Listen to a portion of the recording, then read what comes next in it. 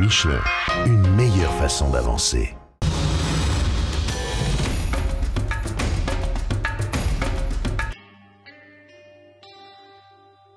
Une longue étape aujourd'hui pour cette 9e spéciale entre San Miguel de Tucumán et Cordoba en Argentine. 593 km de spéciale avec 259 km de liaison.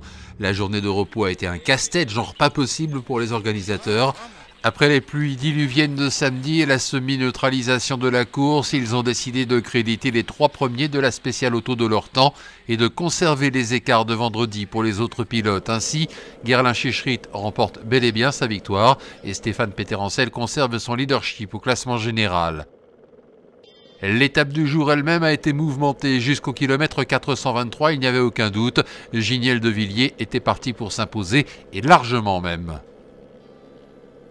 Problème, au kilomètre 423, plus de Giniel, c'est donc Nani Roma qui se retrouve leader, suivi à quelques 3 minutes par Stéphane Peterhansel. Pas de souci pour Peter puisque Roma était de toute façon à plus d'1 heure au général, de Villiers à 44 minutes et surtout que Nasser Al-Attiyah a galéré comme jamais, de nombreux arrêts pour le Qatari qui se retrouve une nouvelle fois stoppé d'ailleurs à 4 km de l'arrivée. Le Dakar a connu aujourd'hui un tournant, Peterhansel se retrouve seul, solidement en tête, à moins d'un énorme contretemps, un 11e titre lui tend les bras.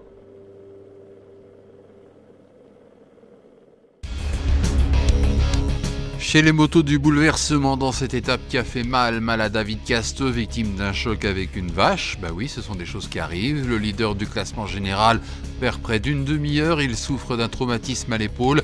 Peut-être une luxation, mais rien de sûr. Chute également pour Chaleco Lopez.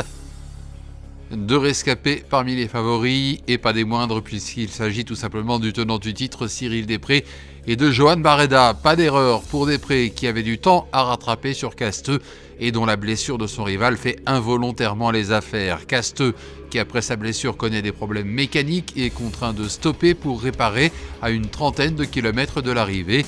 Et pour ajouter à la chance du tenant du titre, c'est une très mauvaise étape aussi pour Olivier Pain, ancien leader du général. À l'arrivée, Cyril Després remporte cette spéciale en 7h41 minutes et 36 secondes.